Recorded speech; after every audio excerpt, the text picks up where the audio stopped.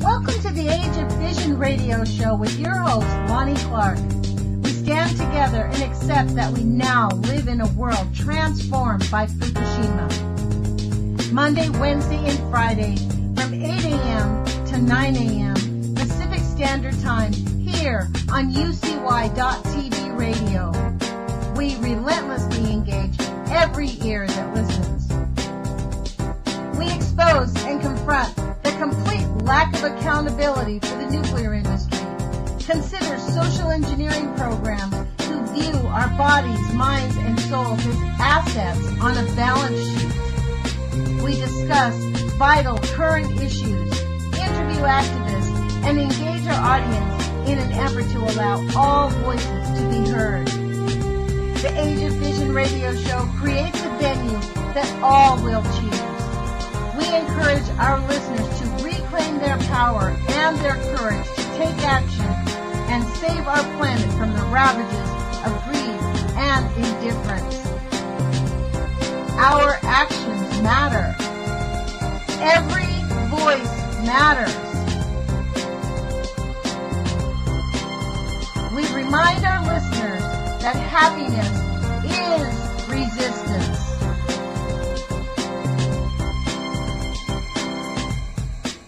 Love is greater than fear.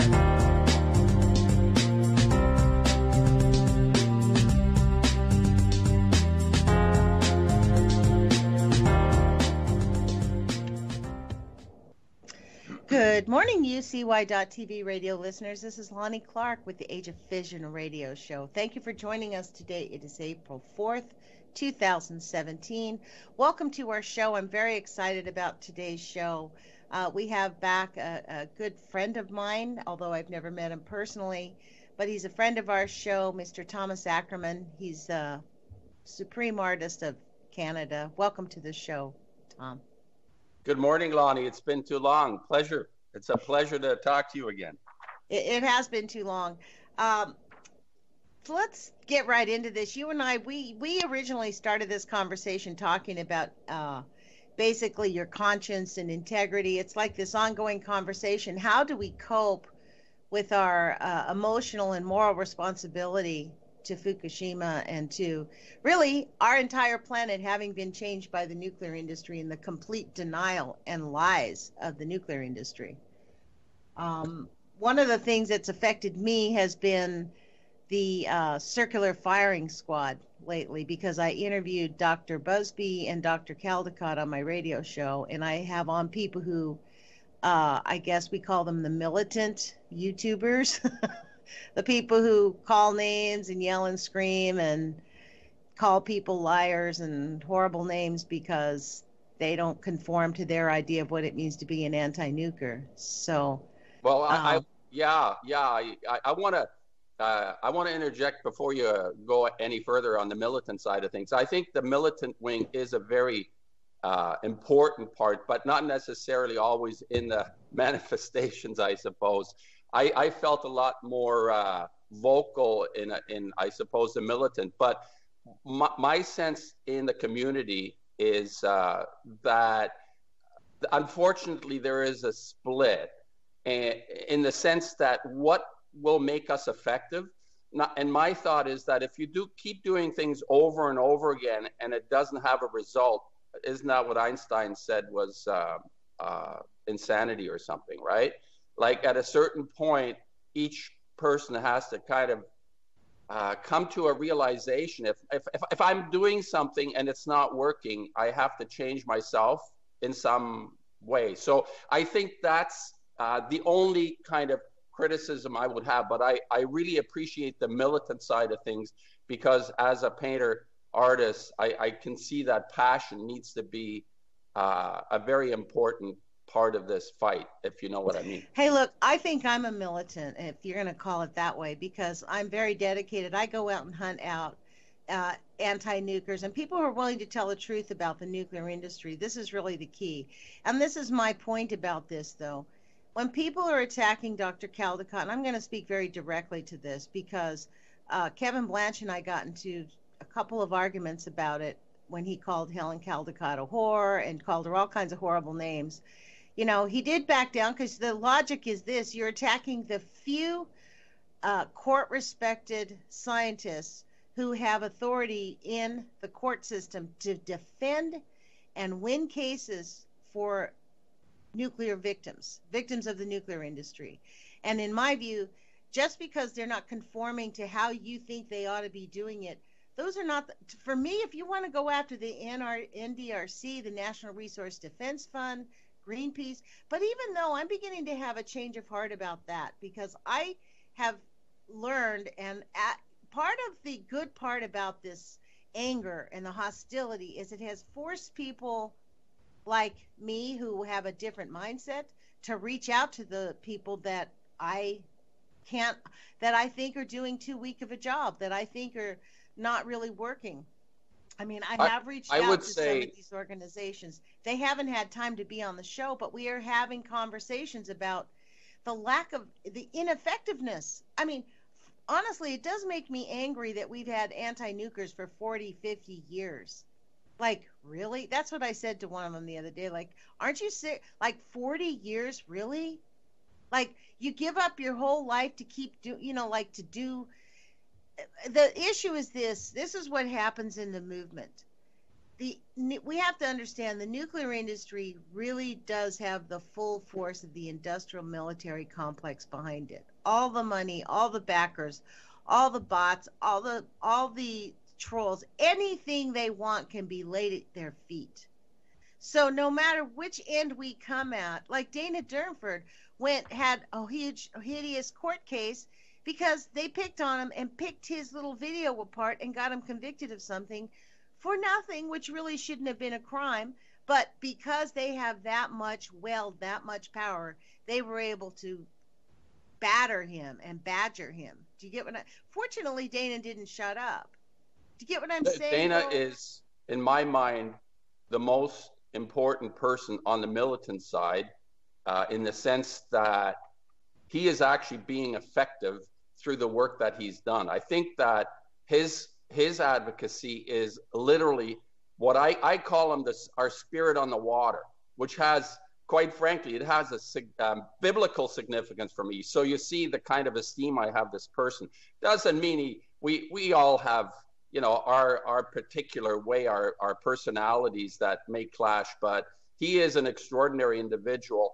He can do no wrong for me in the sense that what he has accomplished. And I am distressed that in the what I would say non-militant side, what a kind of weird ignorance that is of totally not to pay attention to even people if you don't like their way. Why not, you know, step across your own comfort zone and boundary? Why are we supposed to step across into that sort of mainstream part?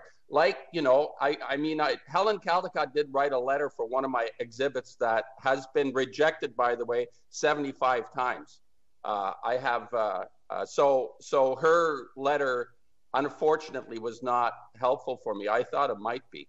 But my thought on this is, what is it that will make us effective? And I would consider you to be on the top side of militancy, by the way, Lonnie. I don't see you as a conventional sort of person in this fight. Look, I kind of reject the idea of militancy because the reason that I like the term militancy is because of the hostile connotation that it does. I'm not hostile towards anybody, and that's what offends people. They want me to reject Helen Caldecott. They want me to reject Chris Busby. They want me to reject anybody that would come on here, say from Hanford Challenge or say Beyond Nuclear, who, you know, I've reached out to them. They're busy. They don't even get back to me. I don't even hear back. I've been told not to take it personally, that they're just grossly understaffed. I mean, these organizations, these smaller ones, only have one or two people. They're shoestring operations, even though they have big, wide, well-known things. There's not a lot of people working for them. And therein lies the issue. See, the big organizations like the Natural Resource Defense Fund, Greenpeace America, and I'm going to separate Greenpeace Europe and International from Greenpeace America because they are a different breed. And, 350.org. Now, those guys, I've had conversations with them, and they are stuck like mud in their own thinking. I mean, seriously, far more than I've had conversations. I mean, And you heard my interview with Dr. Busby. I mean, both he and Dr. Caldecott allow me to challenge and question anything. They're not like, you got to stick to the script. They don't cut me off. They're willing to be exposed and have their thinking exposed. And, they're interested in a dialogue, which is why I value their conversation. They understand the science in their own way. Now, do I think they're victims of the scientific culture? Yeah, because they don't even think outside. They keep thinking the same way because they've been trained. Like, the whole scientific community has been captured. I'm going to be sitting in on a teleconference tomorrow afternoon, Wednesday, right? 4 or 5. And you can go to NIRSNERS.org and sign up for the teleconference at 5 p.m. It's 8 p.m. Eastern Standard Time. It's going to be about 3 Mile Island, Chernobyl, and Fukushima with Arnie Gunderson.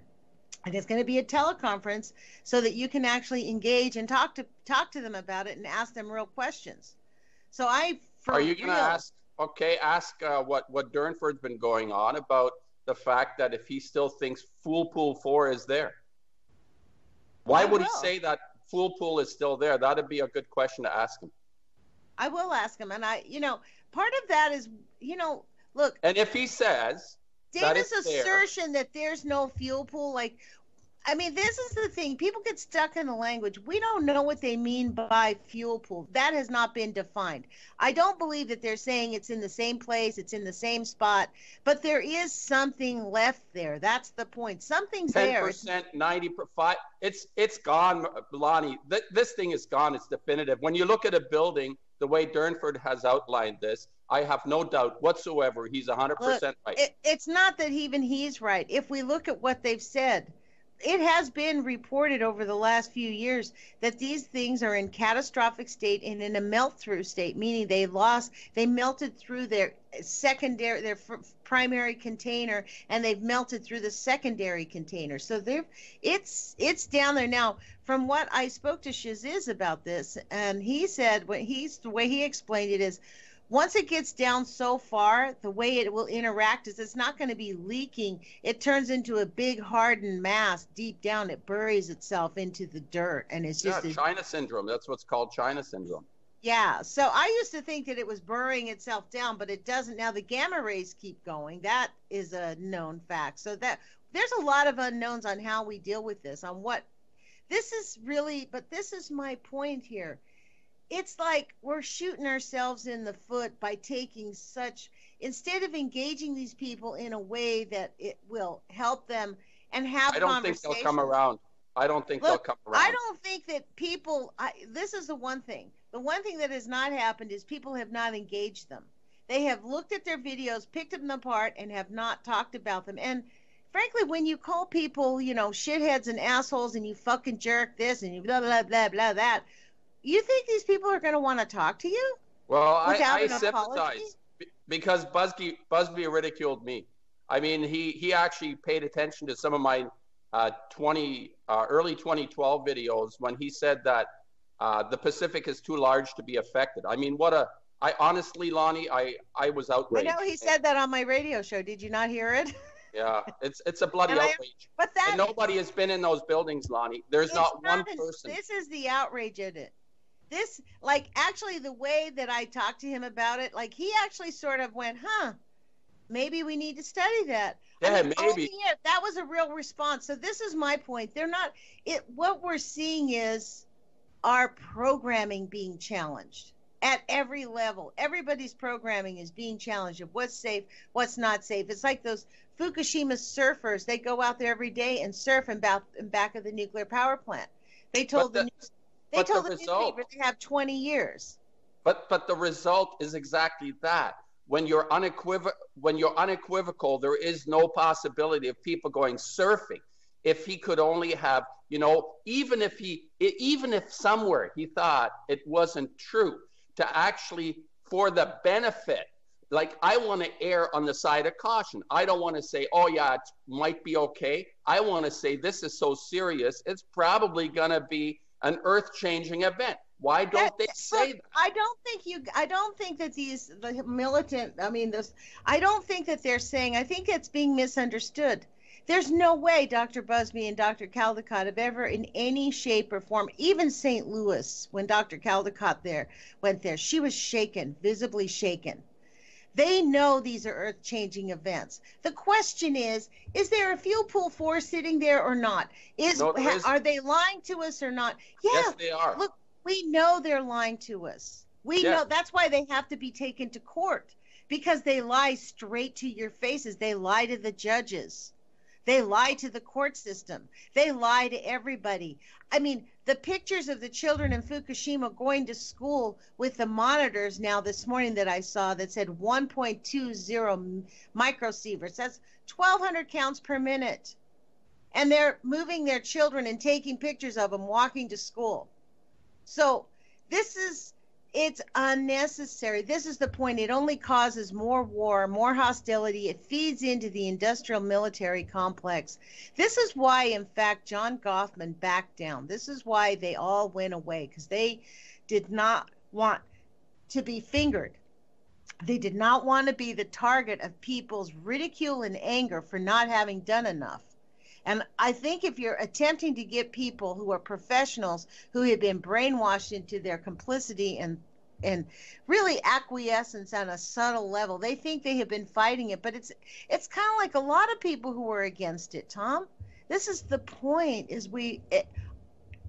I really believe it's important for us to walk in love and keep that thought in mind and have a constant understanding of what are these people living? What's their life like? Like Arnie Gunderson, I used to ridicule Arnie Gunderson all the time because I came to know Arnie Gunderson through Kevin Blanche, frankly, and Kevin hated him, sort of talked me into hating him. And I was like, yeah.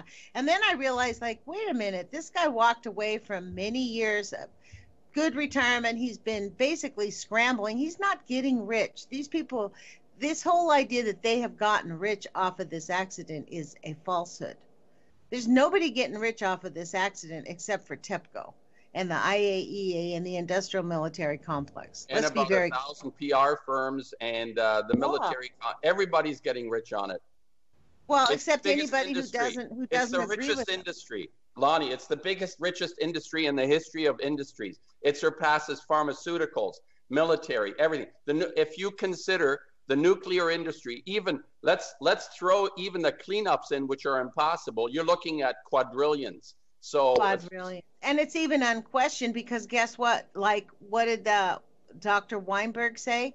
They're the nuclear priesthood, so we've got to rely on them. I mean, this is where we've gotten ourselves. It is an finally, somebody in St. Louis is chaining themselves to barrels and sitting in front of Westlake landfill and saying it's not business issue.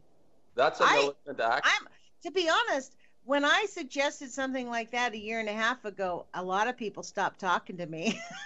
Yeah, sure. I mean, like, it freaked them out so badly. Like, I'm considered militant to a lot of people in the St. Louis area because I speak clearly and very directly about this. Like, this is I have been advocating for civil disobedience. I don't think they should have business as usual. Can I sort of interject? I before the show is over, one of the things I don't really like anymore is being caught in their goddamn headlights all the time. We're always talking about these fuckers, how they're running the show, and we don't have our narrative presented. And I think that I try to create context for people through the work that I do. And I believe that you're acting your calling. I think this is a very fundamental notion that I have about being a human being on the planet, that you're either doing something you're meant to do or want to do, truly want to do. Doesn't mean it's not difficult. Quite on the contrary. When you feel this thing that you need to contribute in some form and you literally don't have a choice because you're going to be unhappy, this is a very good thing. I would suggest to people that if you're doing something you really don't feel you want to do, oh yeah, you have to stay alive, do the things you have to do to stay alive, but somewhere within a time frame of existence, life on this planet that we have, there has to be some kind of recognition of this phenomenon that I call a calling. And interestingly, the idea of being an artist has been hijacked too, because if you hear in the common nomenclature, everybody is an artist now. And what that means, how it's been hijacked, is that people are told you have a calling, and and the only calling you can really have that's considered a calling is be a priest or an artist. What a bunch of hooey that is. I think this is something, when I talk about this and our narrative, what I know you want to create, you cover all the topics. Dana, Blanche, Caldecott, all these people, they're covering a topic, but we can't cover it within their headlights. We got to create our own narrative. And the way I understand that, Lonnie, is while you're doing your program every week, I mean, you're out there in a hardcore way and making a difference with your position. Even the example that you're creating for people is creating the narrative. You're not actually, by telling people what we're going through, that primarily isn't the effect you're having. The example you're giving by being on the radio every day for the hour that you're on is actually living what it is you need to do. And you've told me this has been very difficult for you, right? Because you're doing school, you're trying to do your tax stuff, all those kind of activities that keep you alive, right? You've told me this. It's not a picnic for you, is it? No. But I mean, honestly, if I could do this full time, I could do this so much better. If you want to do it, yes. You want to do it. I mean, yes, you want to do this. If you could, you want to do this. That's what I consider a calling. You want to do this. Doesn't mean it's easy, but it's easy in the sense that you love getting up in the morning and you have a purpose in order that this is going to be fulfilled in you. And this is what's lacking in the collective consciousness that people, what we talked about before you went on air about the capitulation. I think this is something that really is disturbing. Not that it's like a new, I'm telling you anything new. You said, yeah, I see it. But this is very important to recognize that collectively, I think the human race has capitulated. And how do we recover from this? How do we recover the hope that you want to get up in the morning, take a breath, look outside, see whatever is around and appreciate it totally? This is something that has been usurped, hijacked through what I call the culture of death. This has been something that has been building over millennia, and it's ending up Tom? Let me interject in that. I think that what happens in this discussion about nuclear contamination is that people in their minds have bought the narrative that if you wake up in the morning and you're willing to think about Fukushima and the radioactivity that's coming into our house and outside of our doors and affecting our food and doing everything that it's doing silently and subtly, that you're not actually living life and loving life. I told you about my friend who refused. She basically broke up with me as a friend and said, look, if you're going to constantly talk about Fukushima, we can't be friends because you're trying to scare me all the time. Yeah. So in her mind, me thinking about it, I mean, honestly, I love life so much that I am appalled now that I've discovered this, that we are in this situation, which is why I'm on the airwaves, because like our conversation, I love our conversations here because I think this intellectual discussion of it might stimulate some thought. My goal is to get somebody who might listen to this, who may be in the nuclear industry, or to just start spilling the seed in, like to plant the seed so that this can become a mass movement of self-love. Because in my view, facing the nuclear contamination and the radiological, just the uranium tailings, the mess that we have ignored since it was started 100 years ago, is an act of love. It's not just Fukushima, as we have discovered. It is a plethora of, and this is my belief, why the government and the industries just ignore it, because really, there is so much of it. What are we going to do about it? I think they're just like, well, we're just going to not make everybody anxious because it's so, and until we get to the point where we can face it, we're not going to fix it. So continuing to ignore it so that everybody feels better is like a battered wife who's willing to get beat up every night so that in the morning the kids can have a calm, quiet breakfast. My point, Lonnie, would be, I agree with you, yes. the feeling that you actually have so much love for life, and then obviously yourself, because we are part of something here. We're not just like standing outside of it. The loving yourself doesn't mean filling the void with lots of shit that you want to buy at whatever store. It means actually loving life. It's like, and we're part of that. But you have to stand for something, right? This is how I look at it. You need to take a stand. You need to take a stand, if you want to call it pick your fight, because there's a lot of fights you can pick, from chemtrails to the pharmaceuticals to the Monsantos to everybody. But within that context, what I am really thinking about is the effectiveness that I might have is not because I am so brilliant with my insights, but is because I give an example to someone else who is wanting then to change their life, to follow the path that they feel they want to be on. Whatever that might be. It's not a fixed thing. It could be anything. Exactly. But you don't know what that is unless you stand for something and try it. And I think, you know, with me, I don't particularly come from a creative background in my family. I come from a family of farmers and just sort of hardworking people. My mother's side had 11 kids and lived on a farm. So I can't really say that there is a genetic component necessarily, because I am contrary to the idea of genetic programming, because I should have been a farmer or something. Something not to do with what I'm doing. I think you underestimate the level of effort it takes to have produced. I mean, you've done this work. Your stamina and productivity is equivalent to the farmer's values and basis. The work ethic, yeah, I agree. Yeah, so it's not like it was lost on you. You just took a different industry.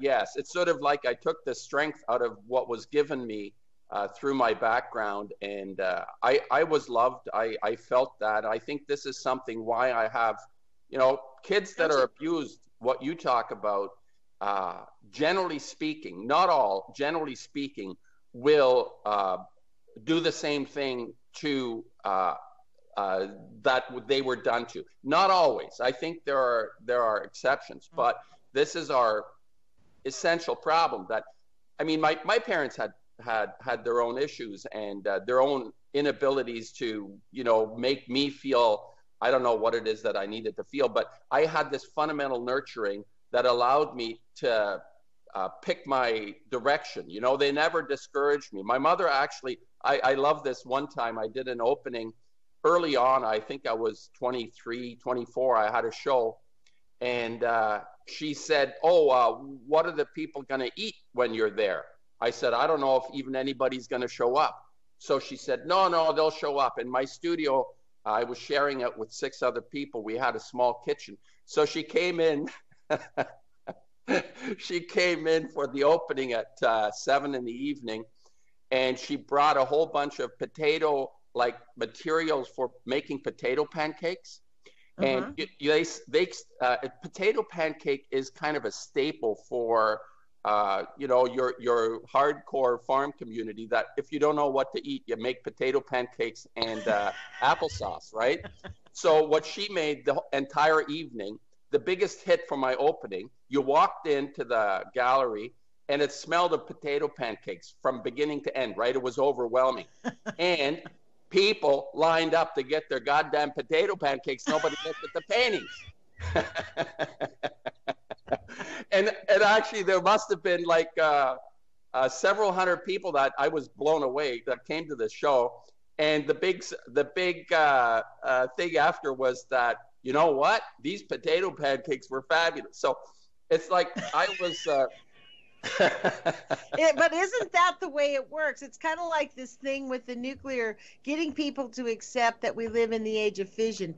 We're not going to get it to them by bringing the information to them. We're going to give it to them by bringing something that they can appreciate and like and love, which is love and family and respect. I mean, part of what people are going to gain when they jump into this action to stop the nuclear industry is self-love and self-respect, because you cannot capitulate with the nuclear industry and maintain your For everybody that works at a nuclear power facility, they know they're going to a death machine every day to earn money. Yeah, Everybody who works for Raytheon knows they're going to a death machine. Like, totally.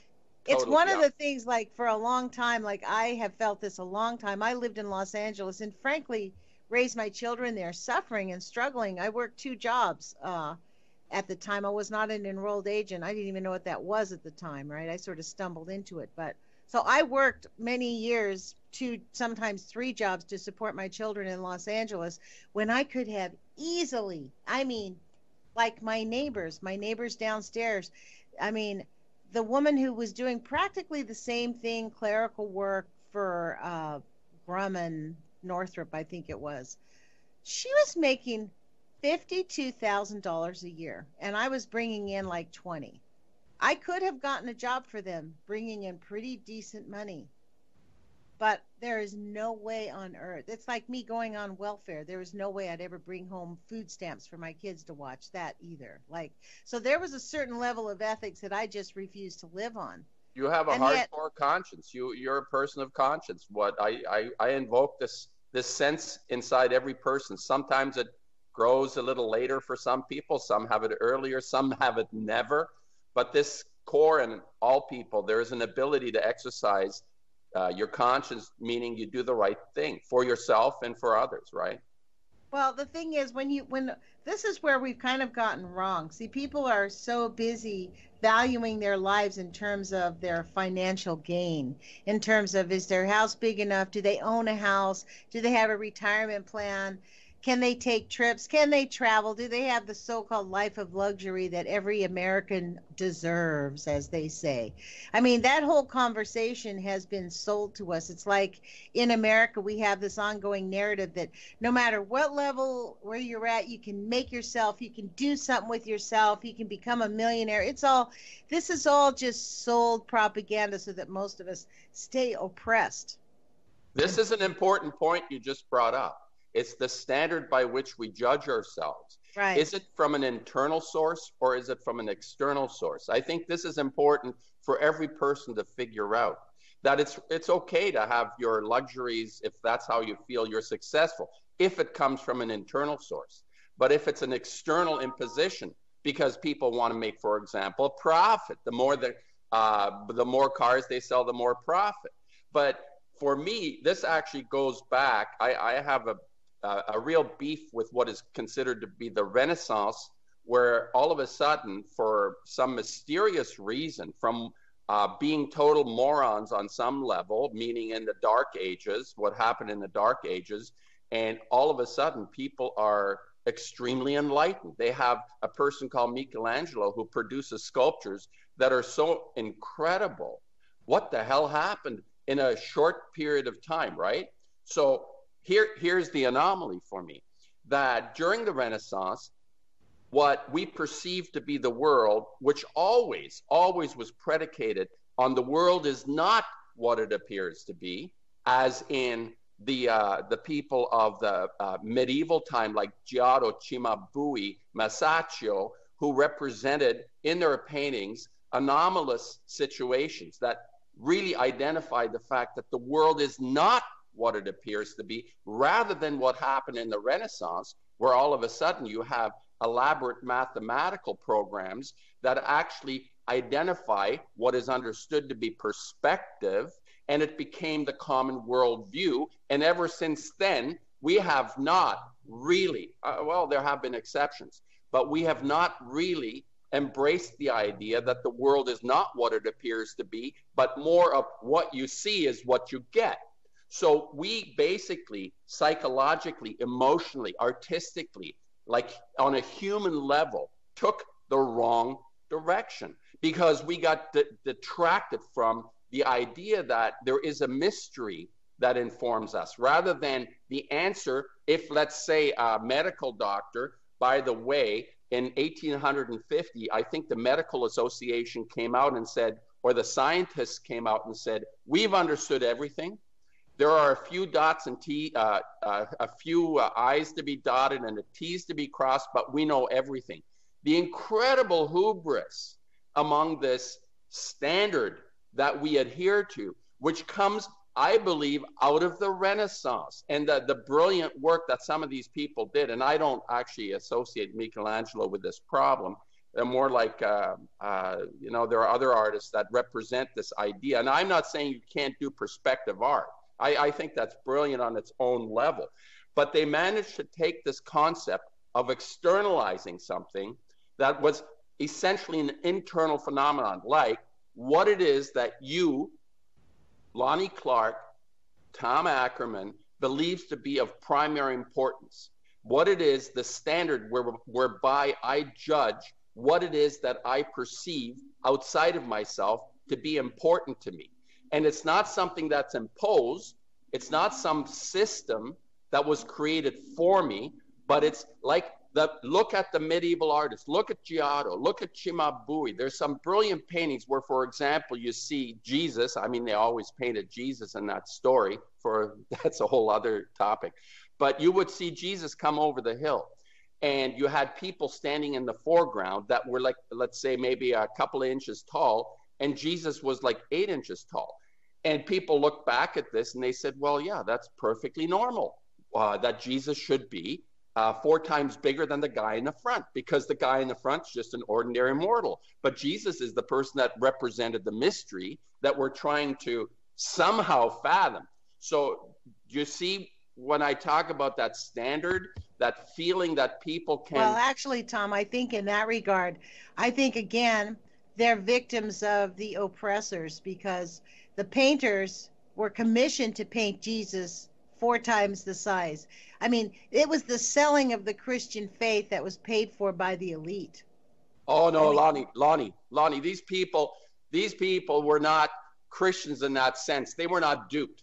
They were so realistic in their appreciation of the mystery that the story of Jesus wasn't a church issue or a promotional tool that they were creating. It's like what I say, to identify the time. What is it that they became so aware of that was extraordinary when they were living? And that was to connect to this mystery. And I think Jesus is a metaphor in that sense. It doesn't come through a religious, necessarily church kind of oriented phenomenon. It comes through an inner purpose, an inner conviction. It's like you getting up in the morning saying, you have to do this. You're not influenced by somebody saying, oh, maybe you should do this. No, there is no doubt in your mind about what it is you're going to do today, right? You're going to do this program, right? You're going to do the show, no matter what, right? And that's sort of the way I look at the medieval painters, that they totally embrace this mystery. And it wasn't that it hadn't been done before. You go back to the caves, Lascaux, Altamira, when those early humans who decided, I think it goes way beyond that, but they decided to represent this mystery in a way that was very personal. You just feel the personality in those expressions, in those paintings on the walls. And to some extent that was hijacked in the Renaissance. And I think we went in the wrong direction because science took over. The nuclear priesthood is part of that science. And they got us off into the wrong direction. And I always say I'd rather live in a mud hut wearing wood shoes than having to deal with this problem, this nuclear problem that has no off switch. Yeah, that has no off switch. Don't we agree on that, Lonnie? I mean, whatever. Oh, for sure. Yeah. Because this is the reality. Most people don't want to know about it, because when they know on an underlying basis that if they do accept it, everything they do has to change. Anyone, this is why we get into what this conversation started with, talking about so-called militants on YouTube. They're only militants because they're being mean to me. Let's be real.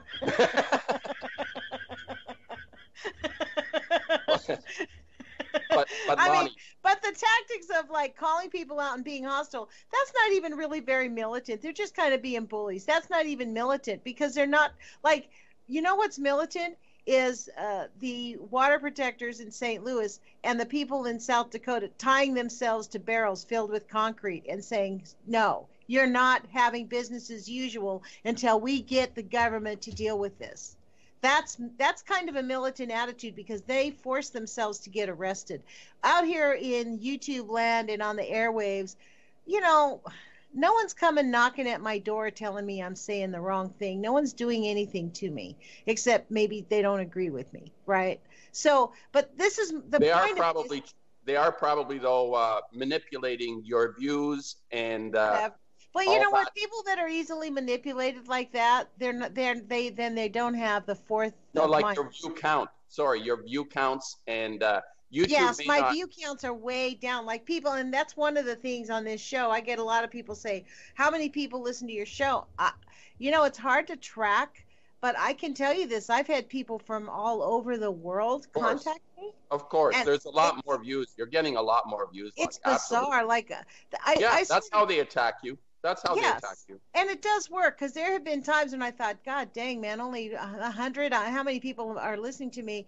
And then I realized, you know what? It doesn't matter if I affect that one person who might go to college and create a solution for nuclear contamination, be able to have the wherewithal to organize the organization that it's going to take, because it's going to take some organizational structure of figuring out how to get your way in the door because the silence on the contamination is complete at the establishment level. There is zero discussion about the harm that nuclear contamination is causing us.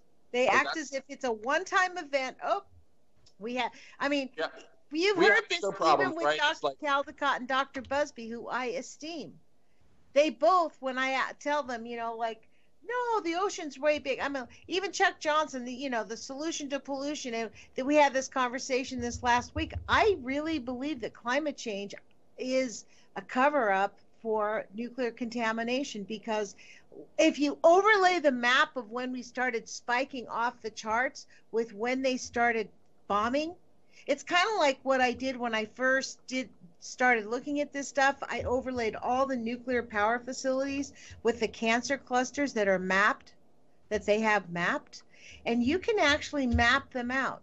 Nuclear contamination is the worst thing, the worst problem. Right now, our country is dropping depleted uranium bombs all over the Middle East. Since Trump became president, drone strikes are up by over 300%.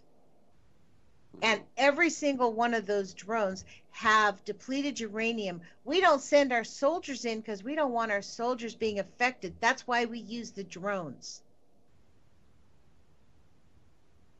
yeah. Well, I mean I like my conversation with you and other people. It's kind of like this is a this is a studio conversation. I'm sitting in my studio. I'm getting ready to make some work today, and what I reflect on is what is most important to me at any given moment in time. I mean, this is a preoccupying topic, obviously, this nuclear issue. And, my militancies, I have gone and protested, and I think that's really important. I think every person needs to look at themselves to the extent that they're committed. I would, my last comment on the Busby Caldecott thing, and the idea that the feeling that I have is they're not going out of their comfort zone in a way that I would expect. Like if they were to come to my studio, they're not going to create the conversation. I will. And I think this is something that I'm committed to because I know where I have to go. I'm on a mission. I understand this. Whatever their mission is, good. Pick your fight. But you're not going to lead the conversation on this one for me because I have understood something in myself and I don't need your endorsement. I don't need your activism. It's each person needs to finally decide, I got to pick a fight. I got to pick this fight. And whatever it is that they may or may not contribute is of no value to me. And I don't know if you understand this because like yesterday or a couple of days ago, a woman came with a friend and she's a motivational speaker for, there's this buzz thing like teamwork, like she goes to companies and coordinates their efforts so the team is working, right? Have you ever heard of that though? Oh, yes. What is there a name for that? I think she had a card. I didn't even bother taking her card. Anyway, she came into the studio And I've got my gallows up, right? I'm working on this series of paintings where I have, I create words with letters and make them look like gallows, and stuff is hanging from them. And anyway, it's quite disturbing. And she wasn't really willing to look, but she wanted to talk about her, what was it? Her, like, she came from Lucia, there was a hotel with 50 people, and I said, you know, honestly, I don't give a shit. I said to her, you're sitting in a studio, an artist studio. Why do you bother coming up here telling me about what it is you're doing? Like, I don't care. You know what I mean? It's like, she was very offended. Actually, my friend had to take her, they left. And it's this feeling that we need to create a space around ourselves without looking at their goddamn narrative all the time.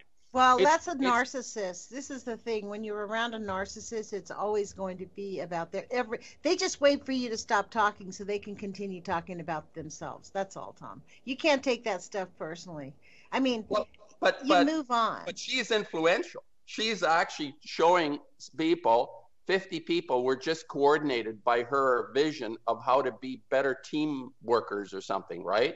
It's like, what the hell is that about? I mean, you have no concept of reality, where you're at any given moment, and you're going to create a platform that 50 other people are coordinated to sell whatever it is, to hotel rooms. I don't know what it was. My point is, Lonnie, that you have a vision. You're not going to let anyone encroach on that. You know, sometimes you may be wrong. Hopefully, most of the time you're right. But that's what I'm saying. The militancy isn't just in calling people names. The militancy is in actually establishing that kind of protective area around ourselves, that we don't get hijacked into someone else's narrative. It doesn't mean we don't aggressively try to change something, but you don't come into my space and try to take it over. No way. And I think artists, for the most part, the good ones, have always understood this, and they ended up quite alone by themselves. Like the archetypal one is Vincent van Gogh, who he was so isolated in his vision, but he didn't quit, and nobody stepped on him. Even when Gauguin showed up at his house, I mean, how long did that last? 7, 8, 9 days before one of them wanted to kill the other. And I don't think this is quite normal when you have that commitment, that vision, that feeling that you're going to create the narrative, and you're not going to subjugate yourself to someone else's position. Doesn't mean you don't open your mind. I mean, I'm not closed-minded when I feel people are on my side. I will allow people entrance to me if I feel they're on my side fundamentally. And they don't have to agree with me on everything, but mostly that would be nice. But to follow, I'm sort of, I guess, I don't know if I'm directing well, this is my response to that. I think this is where my vision varies, because I think that we can live in peace amongst each other. This constant talk of war, which is what all these hostilities are, it's a constant talk. It's hypermasculinity. It's a constant talk of war. If we want our planet to survive, if we want to heal our planet, we need to have a more thoughtful, and this, I was going to ask you this, about how many minutes a day when you come into your studio, do you actually sit and contemplate and reflect? How much time do you spend? Because you're a successful artist, and I think this is what's lacking. You know, the Bible and all these religions admonish us to pray every single day, spend a little bit of time talking to God. I really believe that that whole conversation is about reflection. And that is with the reflection of who we are, for the true intention of staying true of heart, keeps us from being, there's no need for hostility, hypermasculinity, when we reflect and come out of that reflection determined to make what we saw our reality. So I'm going to tell you my own process, but it's not hypermasculinity, it's self-preservation. When I'm not sure if I'm explaining this right, but someone comes into my studio, it is in fact a sacred space from the point of view that exactly what you're saying. there's a level of meditation and praying. I don't pray to God. I mean, I don't pray and say, "Our Father who art in heaven." You know, it should have been our mother. It should have been our mother who art in heaven rather than our Father. I'm not saying you can't stand up for yourself and defend yourself, because that's self-respect. That's a different thing. Lonnie, and drawing the line with narcissists, there's nothing wrong. You can't accept every spirit in your life. Every spirit that crosses your path, they're not all good. There are virtually no spirits left, though, in my life, right? It's like I have maybe 5, 6 people I talk to anymore. So it's really reduced in 7 billion people that are out there. I've got 5 or 6, maybe 7 people that I actually feel are totally on my side in that sense. And the others don't need to be on my side, but it's self-preservation when you're so subjected to what I consider, it's like, yeah, it's you know, Kevin's right, the ignorance, post-ignorance, although for me that vision is limited because it does not include the caring part. You know, I dare you to care, basically, is my sort of thought on this. I mean, ignorance, intelligence, ignorance, reason, all that, yeah, good, fine. But there's a more fundamental notion of me being me by showing that I care. And quite frankly, I am useless to anyone if I'm taken over on any level, especially if a person has a mission.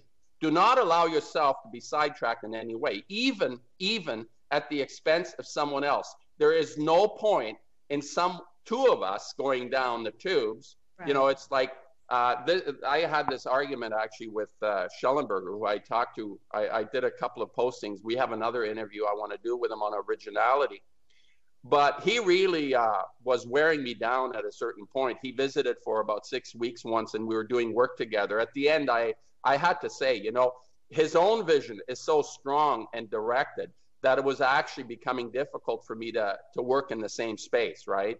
Wow. And it wasn't that I didn't, you know, I want no harm to come to this person, but I could not take his presence anymore. So I think it's a sort of self-preservation we need to practice.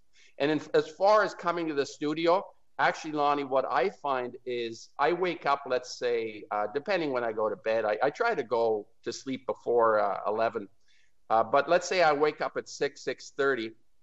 The first 5-10 minutes when I wake up, I think about right then and there, just I lie there. I don't right away get up. I just lie there and I just let stuff come into my mind without saying I want to do this or that. And it sets me up for the day. It creates where I want to be for that day in a basic way. It's a kind of reflection. It's a sort of meditation in a waking, sleeping state almost. And is that before or after? It's like I wake up, and for the first 5-10 minutes, I just lie there. I'm awake. My eyes are closed, and I just let things come to my mind. I think about the day before.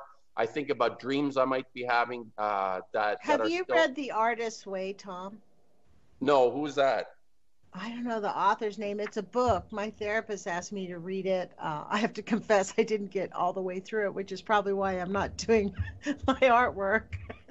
But it's called The Artist's Way. It's kind of a therapy book for human beings who are many people are stuck artists, right? Like so. But in The Artist's Way, there's this whole conversation. One of the things it says to do is every morning when you first wake up, write 3 pages. It's not for going back and reading over again, but it unloads your mind of everything that's on the day, and then it allows you to get on with your day.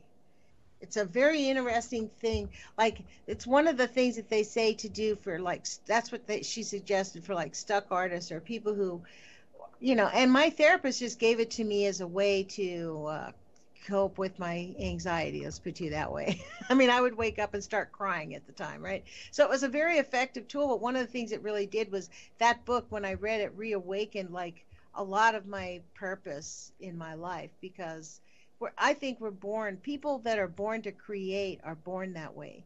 And how you find your way in the world creating, you know, some people make paintings, some people raise kids, some people do other things in their lives.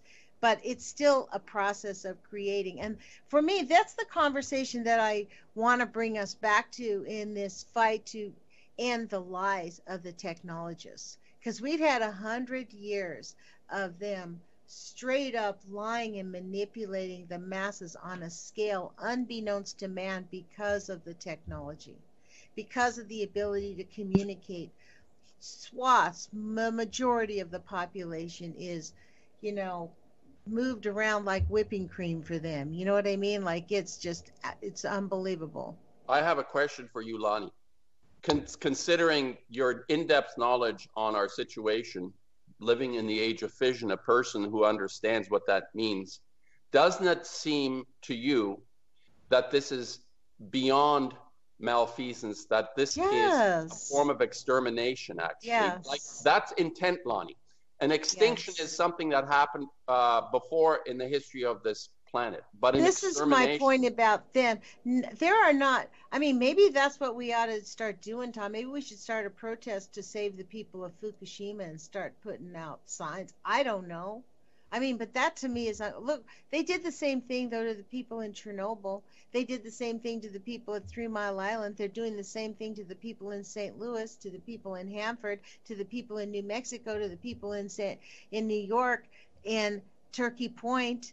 Do you get what I get the hint here? Like, they have, I mean, they have 15,000 abandoned uranium mines. Cancer, the #1 killer of adult males on the reservation. Boys are sterile all over the reservation. They're dying. What is the cyclone gas? What is the cyclone gas in the Age of Fission? What is the cyclone gas? It's thousands of isotopes, man-made isotopes that have never existed in the cosmos before we created them.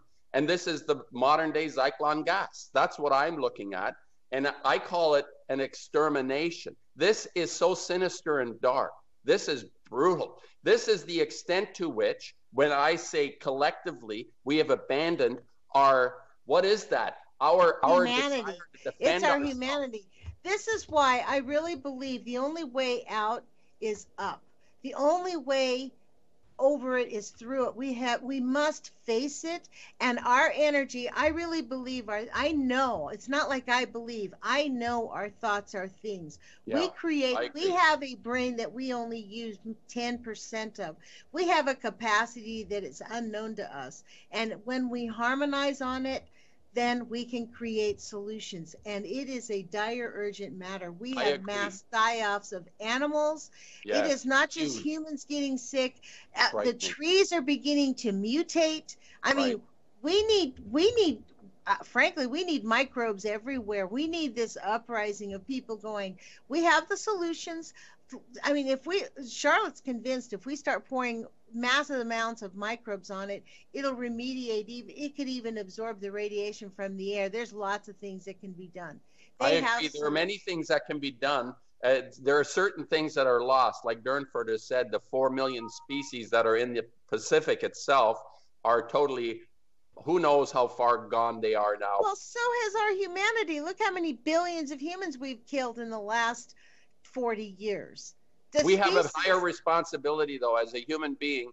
The life forms that we eliminate, you know, I'm on the side of humanity. Not only that, we're basically gutting our mother. We're basically shooting bullet holes into her every day, and just like, oh, you're bleeding, huh? Next, where? Let me shoot you in the leg next. I mean, that's all it is. You know what, Tom? We have 40 minutes or 30 seconds left. This has been a really great interview. Thank you, Tom, for joining us. I hope you'll come back. I love you, Lonnie. I appreciate give your website really quick. We have 20 My seconds. website was hacked. It's under construction. It's going to be a hot new website when it comes out. So you can see my cover page right now. It's Ackermann-artist.com, Ackermann 2 N's. So it'll be out there.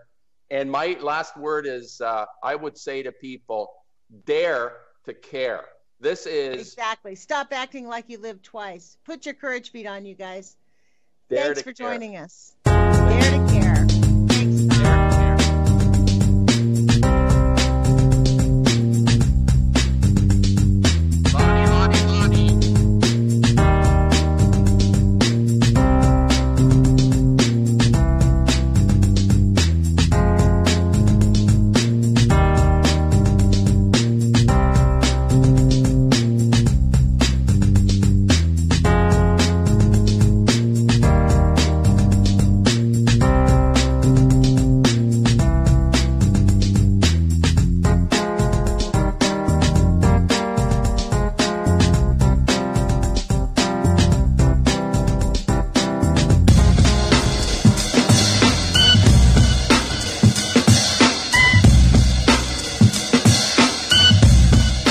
the Anti-Media Radio with your host Nick Burnby here on UCY.tv.